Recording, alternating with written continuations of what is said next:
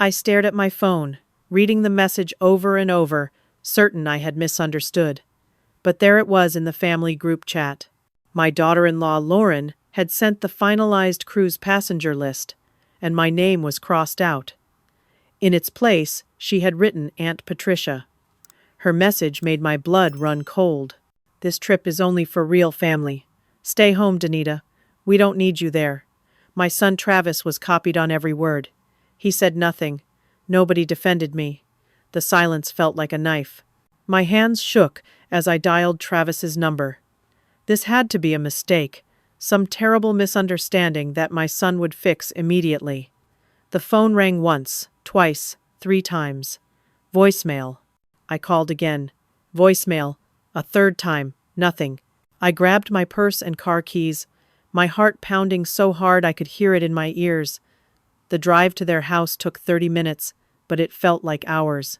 Every traffic light seemed designed to torture me, giving me more time to imagine explanations. Maybe Lauren sent that message without asking Travis. Maybe he did not even know about it yet. When I pulled into their driveway, both vehicles were there. Travis's black truck sat next to Lauren's silver sedan. They were home. Relief washed over me, followed immediately by confusion. Why had Travis not answered his phone? I walked to the front door and knocked. Nothing. I knocked again, louder this time. I could hear movement inside, footsteps, voices. They were definitely home. Finally, after what felt like forever, the door opened. But Travis did not smile when he saw me. He did not hug me or invite me inside. Instead, he stood in the doorway, blocking my view of the house, his shoulders tense. "Mom, we need boundaries." The words hit me like a slap. Boundaries? I raised this man by myself after his father died when he was 7 years old. I worked 2 jobs, sometimes 3, to keep food on our table and clothes on his back. I helped him with homework every single night, even when I was so exhausted I could barely see straight. I paid for his college education every single semester. I gave him the down payment for this very house we were standing in front of. "Why did you take me off the cruise list?" I asked, trying to keep my voice steady. Travis shifted his weight, not meeting my eyes. "Lauren thinks it is better this way." "Better? What does that mean? And what about that comment about real family?" His jaw tightened. "Her Aunt Patricia has been more present lately." The words stung worse than anything Lauren had written. More present? I lived 20 miles away and visited every Sunday for family dinner. I babysat whenever they needed me. I helped Lauren plan parties, organize events, and coordinate family gatherings. I had been present for every important moment of Travis's life since the day he was born. "Travis, I worked 2 jobs to put you through college. I gave you the down payment on this house. How can you say Patricia has been more present?" Before he could answer, Lauren appeared behind him. She placed her hand on his shoulder, proprietary and deliberate. Her smile was cold. "You are always trying to control everything, Danita. We need space." I looked at my son, waiting for him to correct her, to defend me, to say something.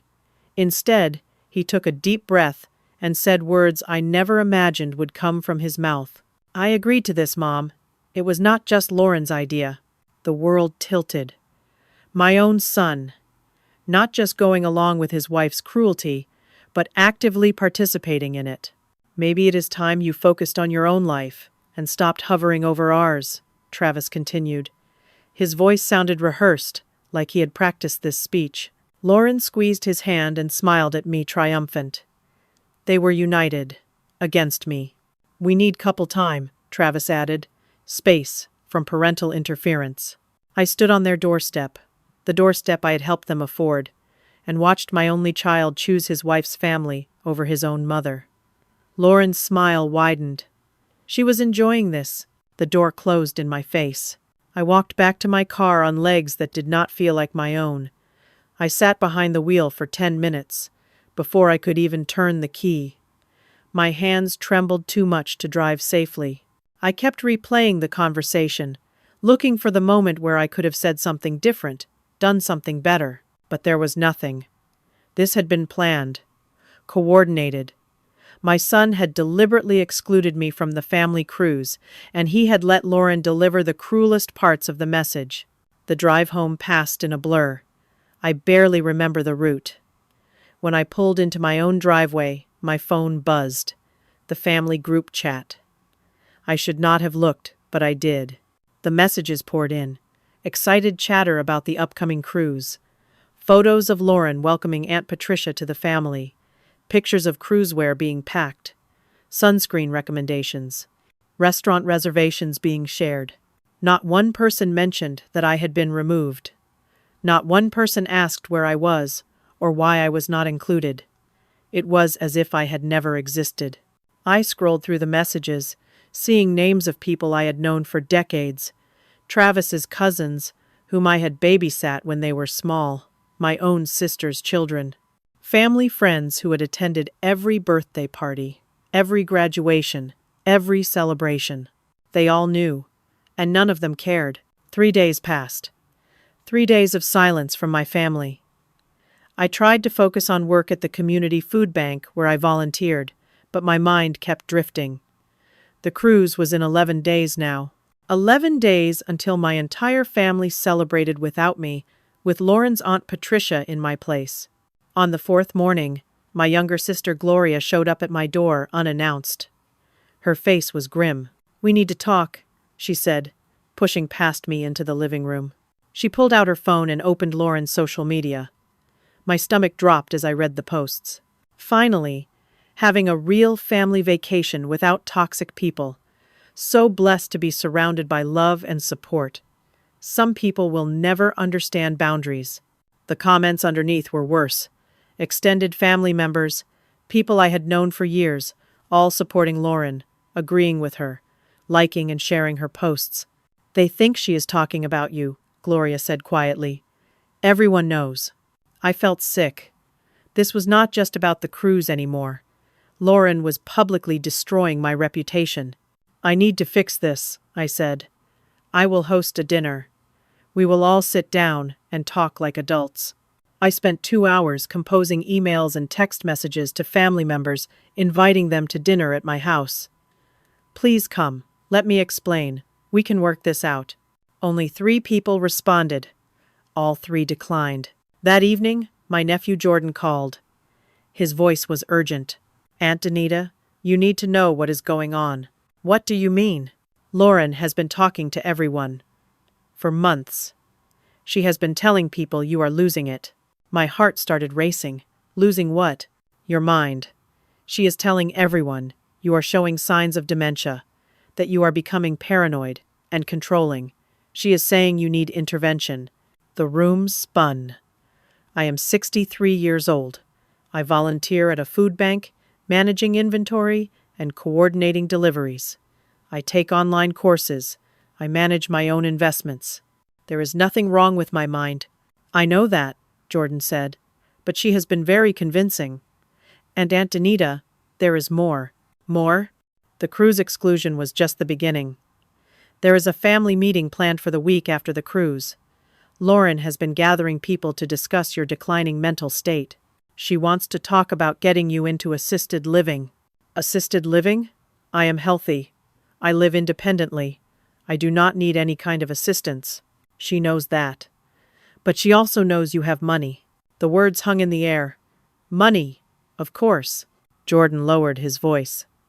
"She found out about your investments, the life insurance money from Uncle David.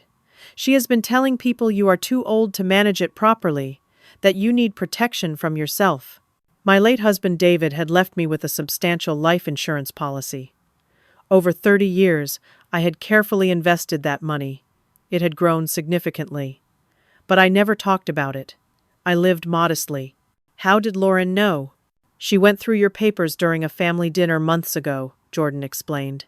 "She found your financial statements. And now she wants Travis to get power of attorney." My own son knew about this plan. "There is more," Jordan said. "The family meeting after the cruise. They are not just discussing your mental state. They are planning to present evidence. Things you supposedly forgot." "Times you seemed confused?" Lauren has been documenting everything, twisting normal moments into signs of incompetence. But I have not forgotten anything important. I have not been confused. I know, but she has been manipulating situations, asking you trick questions and filming your answers, taking photos when you are tired or distracted. She has been building a case for months. Why would my own son let her do this? Jordan was quiet for a moment. The beach house, he finally said. What beach house? They have been looking at vacation properties in the Carolinas. Expensive ones. Way beyond what they can afford. Unless they get access to your money. Everything clicked into place. The sudden coldness from Travis. The exclusion from the cruise. The public smear campaign. This was not about boundaries or family dynamics. This was about money. My money. And they were willing to destroy my reputation, isolate me from my family, and have me declared incompetent to get it. Gloria, who had been listening quietly, spoke up. You need a lawyer. Now. I nodded, but I felt numb. How had it come to this? How had the little boy I raised, the child I sacrificed everything for, turned into someone who would do this to me? I will help you document everything, Jordan said. I have been keeping notes. And I recorded something at the airport before they left for the cruise. You need to hear it.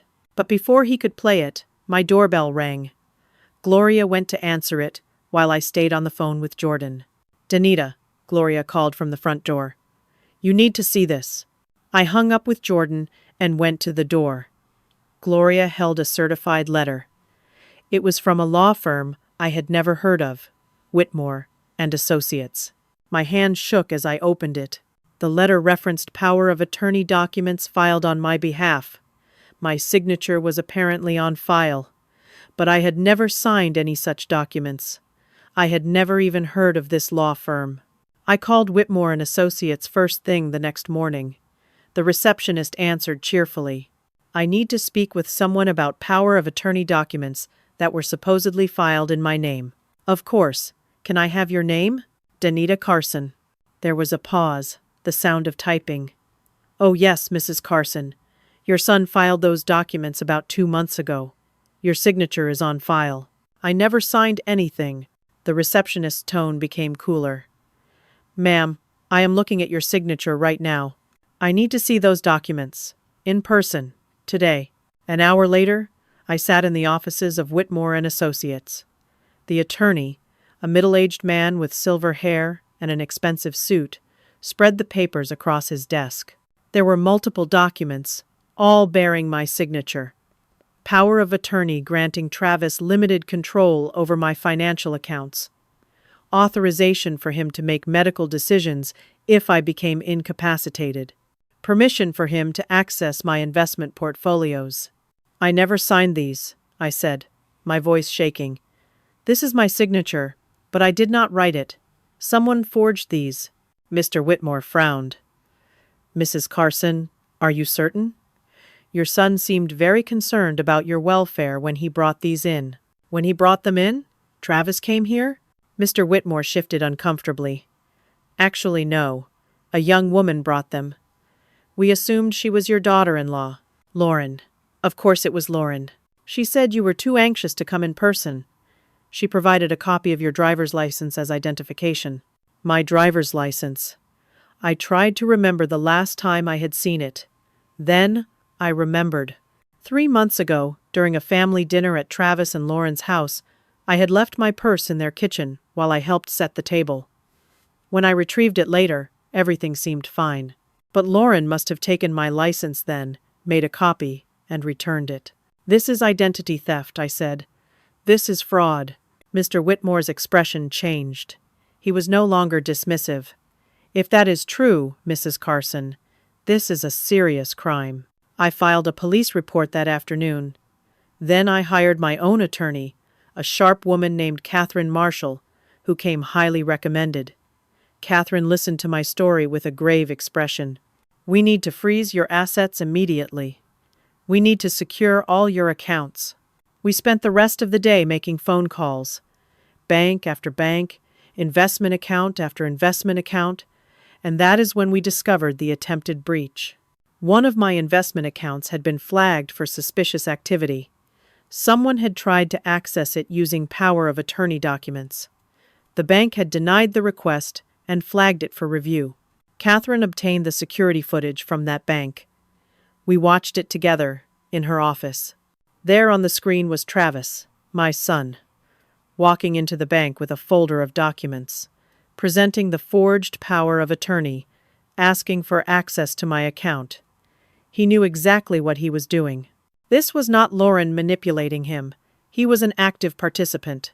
I watched my son commit fraud against me, and something inside me broke. But the nightmare was not over.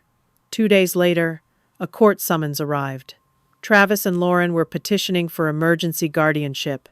They claimed I was mentally incompetent and a danger to myself. The petition included witness statements from family members. My cousin Dorothy claimed I had forgotten her birthday 3 years in a row. A former neighbor stated I had left my stove on twice last year.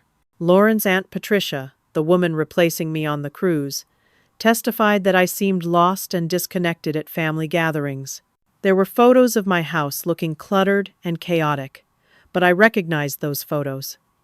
Lauren had taken them during a surprise visit months ago. What the photos did not show was that Lauren herself had created the mess, pulling things out of cabinets and drawers before taking the pictures. There were text messages where I supposedly seemed confused, but I remembered those conversations now. Lauren had asked me deliberately confusing questions, then screenshotted my responses out of context.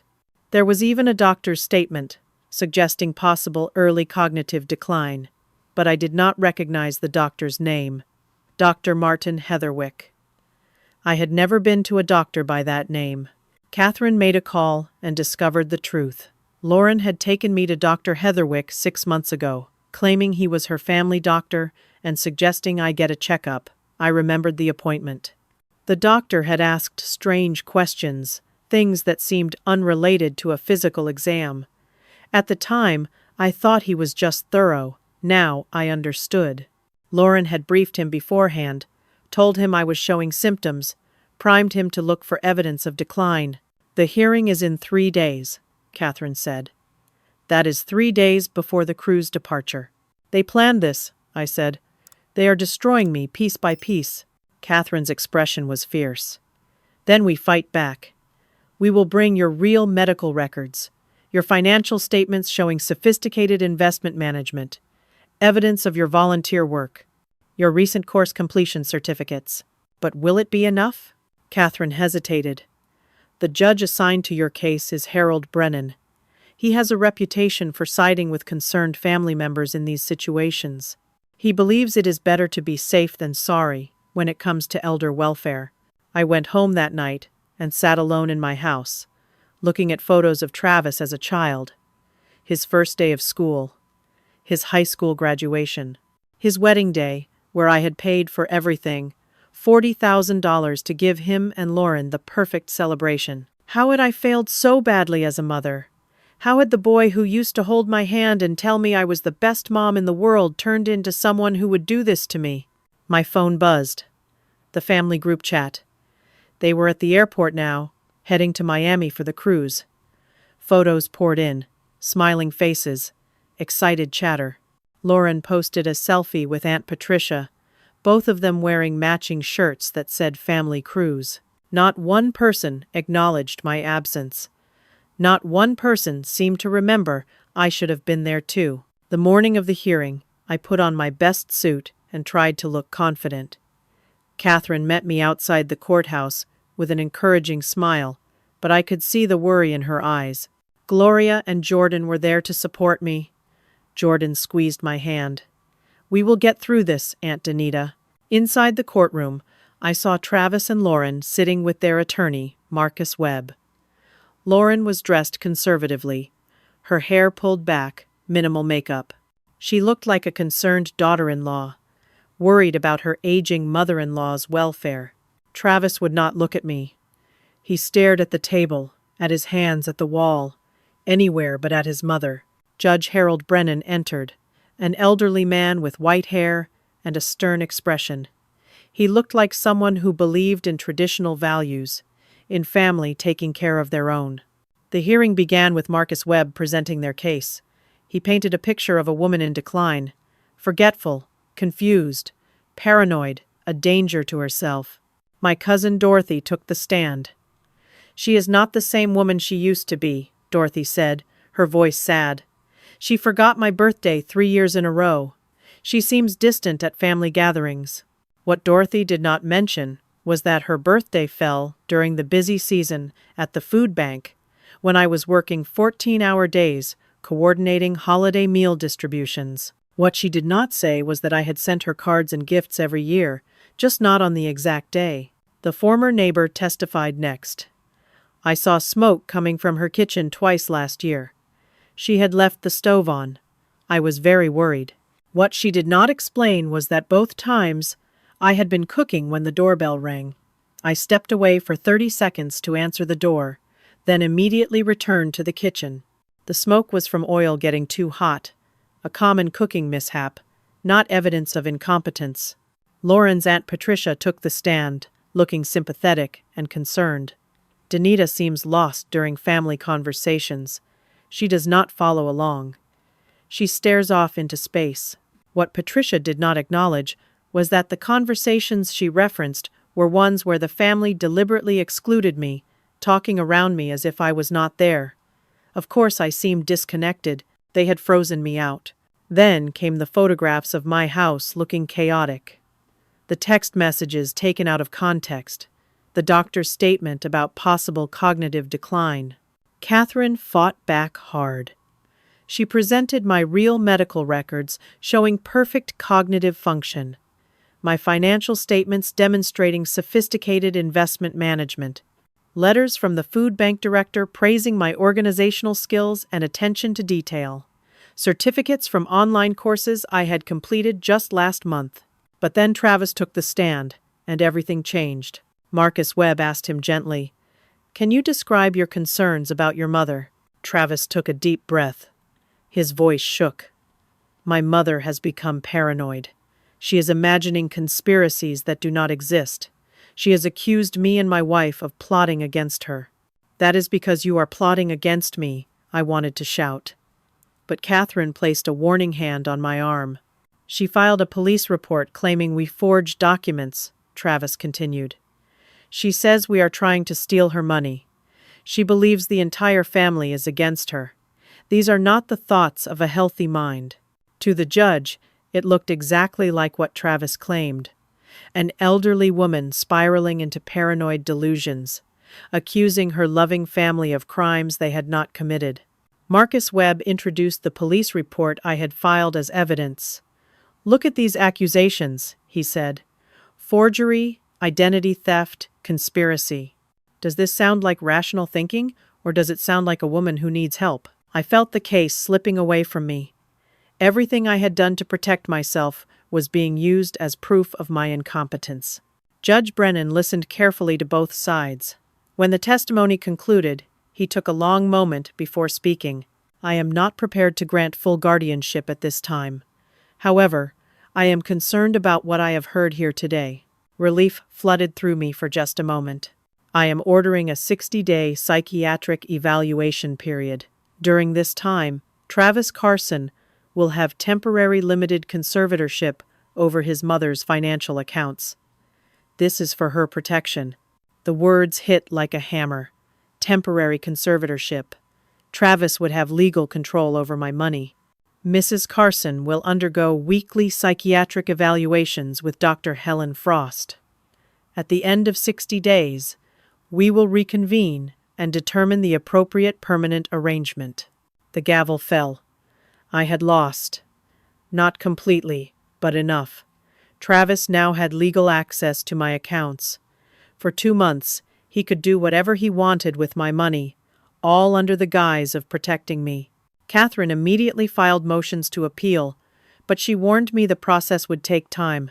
"In the meantime, they can legally drain your accounts." We left the courthouse through a side door to avoid reporters. But the damage was done. Word spread quickly through the family. The group chat exploded with messages. "So glad Travis is getting Danita the help she needs. Poor thing. She must be so confused. It is good the judge saw the truth. Lauren posted on social media within an hour. Sometimes loving someone means making hard decisions for their well-being, praying for healing and peace. The comments were full of support, hundreds of people, most of whom did not even know me, agreeing that I was mentally ill and my son was a hero for intervening. That night, I received a notification from my bank. A transfer had been made. $50,000 from my investment account to an account in Travis's name. I called Catherine immediately. Is this legal? Under the temporary conservatorship, yes. He can claim it is for your care, for securing your bills, for any reasonable expense. But it is not for my care. I know exactly where that money is going. Catherine's voice was grim. We will fight this. But Danita, you need to prepare yourself. They are going to take more. She was right. Over the next 48 hours, another $75,000 disappeared from my accounts. $125,000 total, gone. And then I discovered where it went. Jordan sent me a link. A real estate listing, a beach house in North Carolina, under contract to Travis and Lauren Carson. Purchase price, $750,000. Down payment, $125,000. They were using my money to buy their dream vacation home. The morning of the cruise departure, I woke up in my empty house to the sound of my phone buzzing nonstop. The family group chat was alive with excitement. Photos from the airport, selfies at the departure gate, videos of suitcases being checked. Lauren had posted a photo of herself and Aunt Patricia at Miami International, both wearing matching visors that said, Aurora Star Caribbean Cruise. The caption read, Family cruise time, so grateful for real family. I had a psychiatric evaluation scheduled for that afternoon. Dr. Helen Frost, the court-appointed evaluator, was coming to my house. I had no choice but to submit to her questions, her assessments, her judgment of my mental state. Catherine called at 9 in the morning with more devastating news. Travis transferred another $75,000 this morning. $125,000 became $200,000, gone. Catherine, how is this legal? Under the conservatorship, he can claim these are necessary expenses for your welfare. We are filing emergency motions, but the judge is not back until Monday. Monday. After the cruise had already departed. After my family was celebrating in the Caribbean, while I sat at home, legally powerless, watching my life savings disappear. I spent the morning trying to distract myself. I organized closets. I cleaned rooms that were already clean. I did anything to avoid thinking about what was happening. At 2 o'clock, Dr. Helen Frost arrived. She was a severe-looking woman in her 50s, carrying a leather briefcase and an air of professional superiority. Mrs. Carson, she said, not offering to shake my hand. Let us begin the evaluation. For the next hour, Dr. Frost asked me questions in a patronizing tone that made my skin crawl. Can you tell me what year it is? It is 2025. And who is the president? I answered correctly. I answered every question correctly. I named the months backward. I counted by sevens. I recalled lists of words. I drew a clock showing a specific time. Every single cognitive test I passed. But Dr. Frost's expression never changed. She made notes continuously, her pen scratching across her notepad. I could not see what she was writing, but I knew it would not be good. Your son and daughter-in-law seem very concerned about you, she said. My son and daughter-in-law are trying to steal my money. Dr. Frost made a note. Do you often feel that people are plotting against you? They are not people. They are my son and his wife. And they are not plotting. They are actively stealing. $125,000 so far. Another note. Do you feel persecuted? I feel victimized by fraud, which is what is happening. The evaluation continued for another 30 minutes. Every answer I gave, every defense of my sanity, was written down as evidence of something wrong with me. When Dr. Frost finally left, I knew what her report would say. I had seen it in her eyes. She had already decided I was mentally ill before she ever walked through my door. Travis and Lauren's attorney had briefed her. She was not there to evaluate me objectively. She was there to build their case. Gloria arrived an hour later with Jordan. They brought takeout food, knowing I would not have eaten. We sat in my kitchen, and Jordan pulled out his phone. "I need you to hear this," he said. He played a recording. It was from the airport that morning. Travis and Lauren's voices were clear. Travis: "Once we are back from the cruise, we push for full guardianship." Lauren: "The beach house closes in 6 weeks. We need access to the rest of her accounts." Travis: "Dr. Frost will recommend inpatient evaluation. That buys us time." Lauren: "Your mom will be in a facility before Christmas. Then everything is ours." I listened to my son casually discuss institutionalizing me. His voice was calm, matter of fact. This was not a difficult decision for him. This was a business transaction. The recording continued. Travis: "Do you think she suspects?" Lauren: "She knows something is wrong, but she cannot prove anything. The judge believes us. The family believes us. She is alone." Travis: "Good. The less support she has, the easier this becomes." The recording ended. I sat in silence, staring at the phone. "They are going to lock me up," I finally said. "They are going to have me declared incompetent, put me in a facility, and take everything I own." "Not if we can stop them," Gloria said. "But Danita, we need to act fast."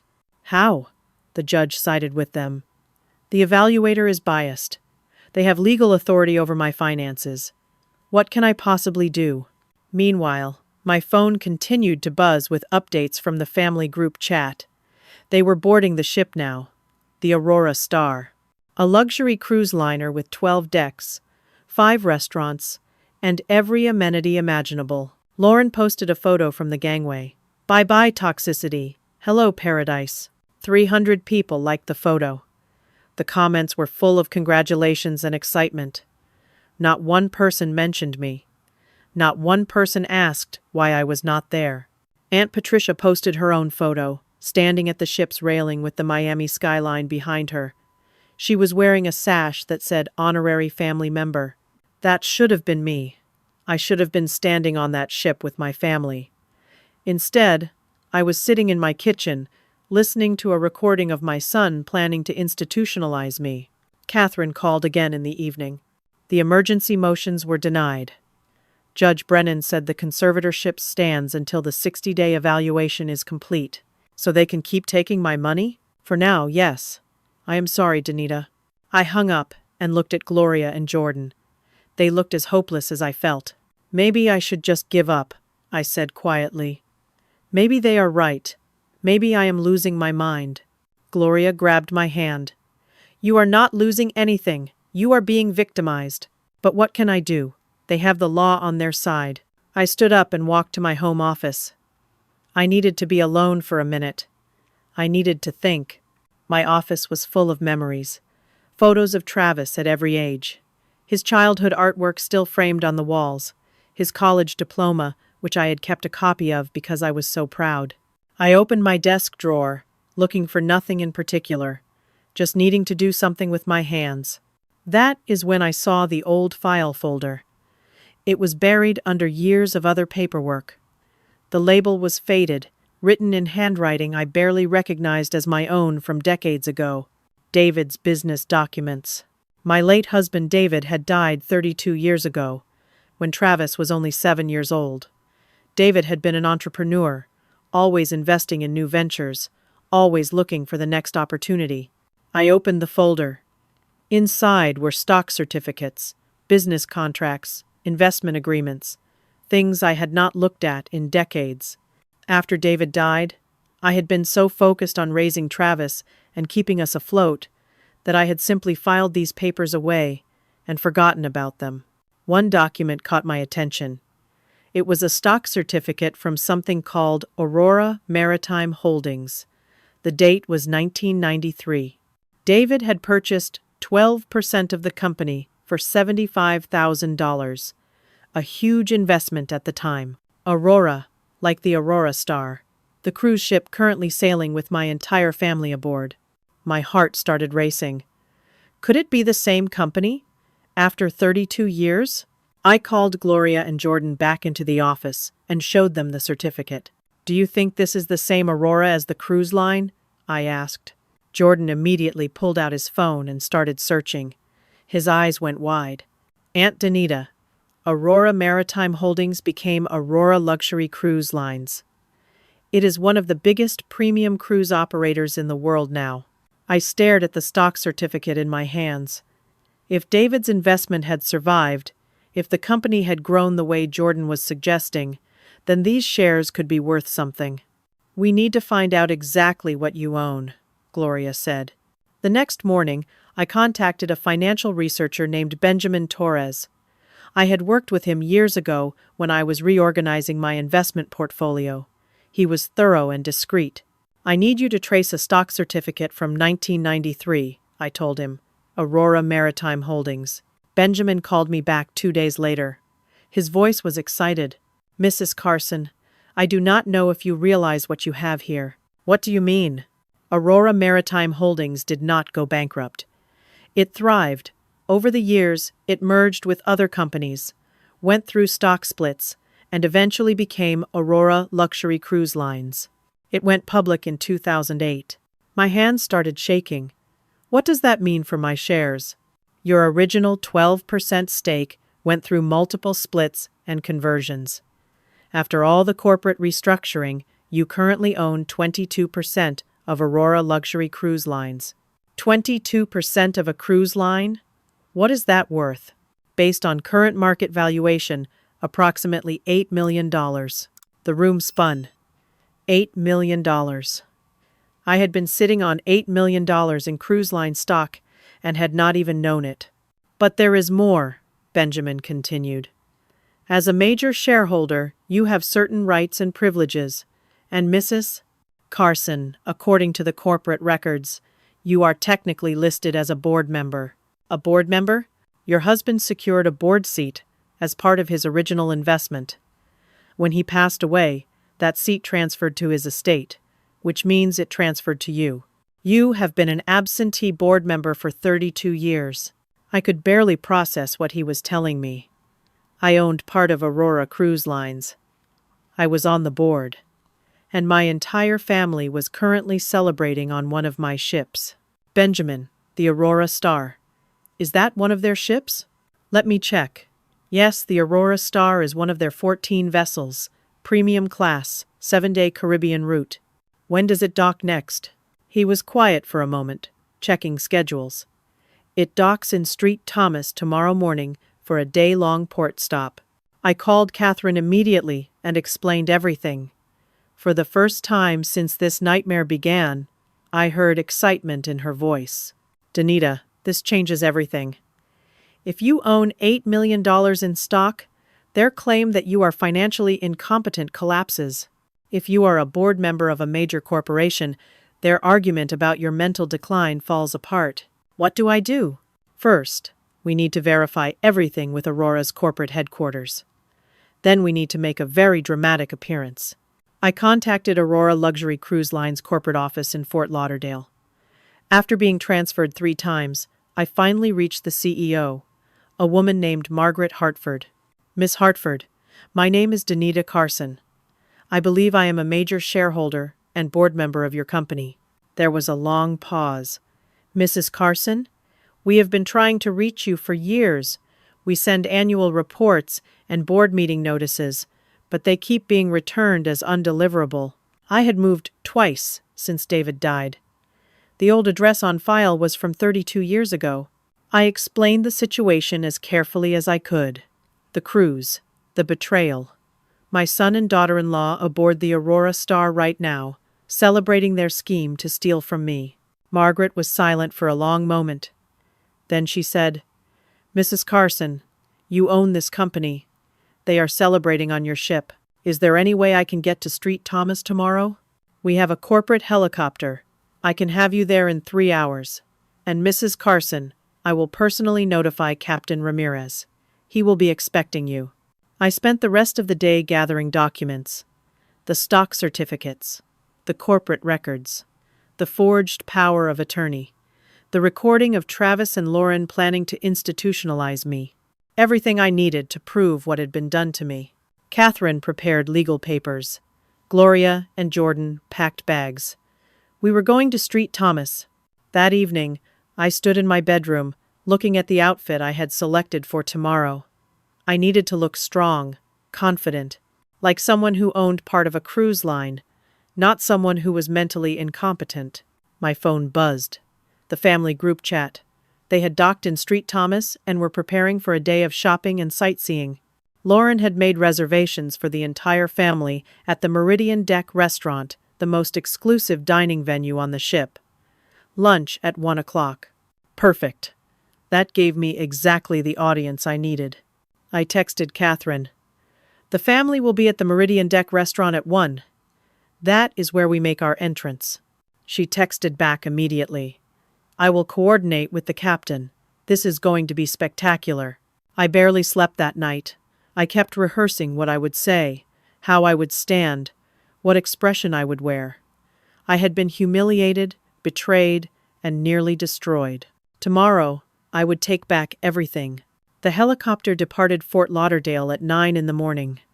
Gloria and Jordan sat on either side of me, holding my hands. Below us, the Atlantic Ocean sparkled in the sunlight. As we approached Street Thomas, I could see the cruise ship in the distance. The Aurora Star, massive and white, gleaming in the Caribbean Sunday. My ship, my company. The helicopter landed at the port. Captain Eduardo Ramirez was waiting for me, distinguished in his white uniform. He extended his hand. Mrs. Carson, it is an honor to finally meet you. The honor is mine, Captain. He escorted us onto the ship. Crew members stared as we passed. They had been briefed.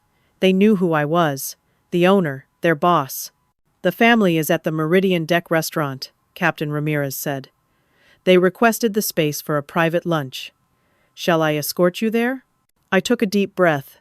Yes, it is time. The Meridian Deck restaurant was on the top level of the ship, floor-to-ceiling windows overlooking the Caribbean. It was stunning. White tablecloths, crystal glassware, elegant floral arrangements, and at a long table in the center of the room sat 20 members of my family. Lauren was at the head of the table, Aunt Patricia beside her. They were laughing about something. Travis sat nearby, more relaxed than I had seen him in months. My cousins, my sister's children, family friends, everyone who had abandoned me was here, celebrating. Captain Ramirez opened the doors. The restaurant went silent as we entered. I watched their faces change as they recognized me. Shock, confusion, horror. Lauren stood up so fast her chair fell backward. What are you doing here? Her voice was loud in the sudden quiet. Other diners turned to watch. This is a private family event. You are not welcome. Aunt Patricia nodded, her face smug. This is sad, she said loudly. She cannot accept that she is not wanted. Travis would not look at me. He stared at his plate, his face pale. Captain Ramirez stepped forward. His voice carried authority that silenced the room. Ladies and gentlemen, please allow me to introduce someone very special. He turned to me with respect. This is Mrs. Danita Carson, majority shareholder of Aurora Luxury Cruise Lines and board member of our parent company. She owns the company that operates this vessel. The silence was absolute. You could have heard a pin drop. Every face at the family table showed complete shock. Lauren's mouth opened and closed without sound. Aunt Patricia's smugness vanished instantly. Travis looked like he might pass out. I stepped forward, my voice calm and steady. Hello, everyone. Surprised to see me? I looked directly at Lauren. You said this cruise was for real family only. You told me to stay home because I was not wanted. You crossed my name off the list and replaced me with Patricia. My voice got stronger. But here is what you did not know. I pulled out the stock certificates, holding them up for everyone to see. My late husband David invested in a small cruise line called Aurora Maritime Holdings 32 years ago. When he died, I inherited his shares. I never paid attention to them. I had no idea that small company had grown into Aurora Luxury Cruise Lines. I looked around the room at my family's stunned faces. I own 22% of this company. That stock is worth approximately $8 million. I am the largest individual shareholder, and I am on the board of directors. I turned back to Lauren. So, when you said I was not part of this family trip, you were actually celebrating on my ship, using my company, while you were actively trying to steal my money. Captain Ramirez had set up a screen. Jordan connected his phone and played the recording from the airport. Travis's voice filled the restaurant. Once we are back from the cruise, we push for full guardianship. The beach house closes in 6 weeks. We need access to the rest of her accounts. Doctor, Frost will recommend inpatient evaluation. That buys us time. Your mom will be in a facility before Christmas. Then everything is ours. Gasps echoed around the table. My cousin Dorothy put her hand over her mouth. Others stared at Travis in horror. I continued, pulling out more documents. Lauren forged power of attorney documents in my name. She stole my driver's license to provide identification. Travis used those forged documents to access my investment accounts. They have stolen $125,000 so far, which they used as a down payment on a beach house in North Carolina. I showed the real estate listing on the screen. There it was, the beach house. Travis and Lauren's names on the contract. They petitioned for guardianship, claiming I was mentally incompetent. They manipulated family members into providing testimony against me. They manufactured evidence. They recorded me without my knowledge and edited the recordings to make me seem confused. I looked at Dorothy, at the neighbor, at Aunt Patricia. All of you helped them. You testified that I was declining, incompetent, a danger to myself. Dorothy was crying now. Travis, she whispered, what did you do? Lauren tried to defend herself. She is lying. She is paranoid. This is exactly the kind of delusional behavior we were worried about. I remained calm. I pulled out my medical records and held them up. Complete cognitive evaluation from last month. Perfect scores. No signs of decline. No memory issues. No confusion. Then I showed the forged power of attorney documents alongside my signature on other legal papers. You can see the difference. These signatures are not the same. Lauren forged my signature, and Travis knew about it. Catherine stepped forward. I am Catherine Marshall, Mrs. Carson's attorney. The temporary conservatorship granted by Judge Brennan is being challenged and will be overturned. Criminal charges for forgery, identity theft, and fraud are being filed against both Travis and Lauren Carson. Civil suits will follow for the return of all stolen funds plus damages. Travis finally looked up at me. His eyes were filled with tears. Mom, I am sorry. I am so sorry. I did not mean for it to go this far. I just wanted to help with the down payment. Lauren said you would understand eventually. I never wanted to hurt you. But you did hurt me, I said quietly. You tried to have me declared incompetent. You were going to put me in a facility. You stole my money. You turned my entire family against me. And worst of all, you did it while pretending to be concerned for my welfare. My voice broke. You are my son. I raised you alone. I sacrificed everything for you, and you betrayed me. Travis put his face in his hands and sobbed. Several family members were crying now. Others looked ashamed. Captain Ramirez spoke again, his voice formal. Mrs. Lauren Carson and Mr. Travis Carson, you are no longer welcome aboard this vessel. You will be escorted off at the conclusion of this port stop. Your belongings will be collected and held for pickup. 2 security officers appeared at the doors. Lauren lunged toward me, her face twisted with rage. You can't do this! You are crazy! Everyone knows you are crazy! The security officers took her arms gently but firmly. Travis stood slowly. He looked at me one last time. Mom, please. I am so sorry. I said nothing. There was nothing left to say. They were escorted out of the restaurant. The entire family watched in stunned silence. Aunt Patricia stood up, trying to slip away quietly. Gloria blocked her path. You are leaving too, Patricia, I said. You testified against me. You took my place on this cruise. You wore a sash calling yourself an honorary family member. Security will escort you off as well." Patricia's face flushed red, but she said nothing. Another security officer led her away. The remaining family members sat in awkward silence. Finally, my cousin Dorothy stood up. "Danita, I am so sorry. I had no idea. Lauren told us you were declining. She showed us evidence. We thought we were helping you." "Some of you thought you were helping, but some of you simply did not care enough to question it. Some of you were happy to believe the worst about me." I looked around the table. "Not all of you owe me an apology. Some of you owe me nothing because you never had my back to begin with." I turned to Captain Ramirez. "Captain, I would like to see the owner's suite." "Right this way, Mrs. Carson." Gloria and Jordan followed me out of the restaurant. Behind us, I could hear the family talking in urgent, hushed voices. Some were crying, some were arguing. Some were finally asking the questions they should have asked months ago. The owner's suite was spectacular. A full apartment on the ship with a private balcony, a living room, a dining area, and a bedroom larger than most hotel suites. "This is yours whenever you want it," Captain Ramirez said. "I hope you will visit us often." "I think I will," I replied. That evening, I had dinner with the captain at the private owner's table. We talked about the cruise line, about David's original investment, about the future. It felt good to be treated with respect again, to be valued. I stood on my private balcony, watching the sun set over the Caribbean.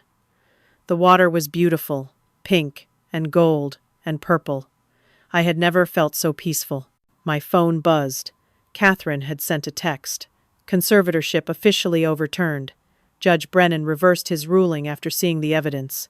Travis and Lauren are facing criminal charges. Fraud, forgery, identity theft. The prosecutor is very confident. You will get your money back, plus damages. Another text came through, this one from Travis. "Mom, please, can we talk?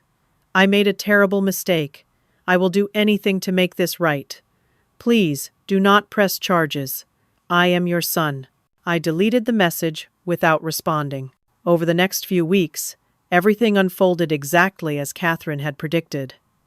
The criminal case moved forward. Travis and Lauren were both convicted. Travis received 3 years probation and was ordered to repay every penny with interest. Lauren received 2 years in prison for masterminding the scheme.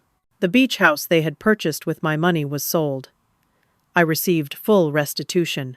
The family slowly began reaching out. Some genuinely apologized. Others made excuses. A few never contacted me at all. I learned quickly who my real family was, and it was not based on blood. I became active in Aurora Luxury Cruise Lines. I attended board meetings. I used my position to advocate for better working conditions for crew members. I established a scholarship fund for hospitality students in David's name. I also started a foundation to help victims of elder financial abuse. Too many people go through what I went through. Too many families turn against their own when money is involved. I wanted to use my experience to help others. 6 months later, I took another cruise on the Aurora Star. This time, I brought real friends. People who had stood by me. Gloria and Jordan. Catherine, who had fought so hard for me. The director of the food bank where I volunteered. People who valued me for who I was, not for what I could give them. As we sailed into the sunset, Captain Ramirez made an announcement over the ship's speakers. "Ladies and gentlemen, we are honored to have Mrs. Danita Carson aboard, owner and board member of Aurora Luxury Cruise Lines. Please join me in welcoming her." Applause echoed across the decks. People waved at me as I stood on my balcony. I waved back, smiling. I had lost a son but found myself. I had lost people I thought were family and gained real friends. Travis and Lauren tried to take everything from me. My reputation, my family, my money, my freedom. But they could not take my dignity. They could not take my strength. They could not take my future. And in the end, I won. I learned that sometimes the people who should protect you are the ones who hurt you most. But I also learned my own strength. I did not need their validation. I did not need their approval. I had built something valuable without even knowing it. My late husband's gift had protected me when I needed it most. I rebuilt my life stronger than before. I found purpose in helping others. I found peace in knowing I survived. Family is not always blood. Family is the people who stand by you when it matters most. The people who believe in you even when you are at your lowest. The people who fight for you instead of against you. I have that family now. And I have something else too. Self-respect, independence, freedom. Travis writes to me sometimes. He is divorced now. Lauren left him after his conviction destroyed their marriage. He asks for forgiveness. He asks for another chance. He says he has changed. Maybe he has. Maybe he has not. But that is not my concern anymore. I am 63 years old. I own part of a cruise line. I run a foundation. I have real friends who love me. I travel the world on ships that I own. They tried to take everything. Instead, they gave me a new life. And that, I realize now, is the greatest victory of all. So let me ask you something. Have you ever been betrayed by someone you trusted completely? How did you find the strength to rebuild? I would love to hear your story in the comments below. And if this story touched your heart or made you think about your own family relationships, please hit that like button. Subscribe to hear more stories about resilience and triumph over betrayal. Share this with someone who needs to hear that they are stronger than they know. Your support means everything. Thank you for listening to my story. May you always have the courage to stand up for yourself, no matter who stands against you. Take care, and remember, you are worth fighting for.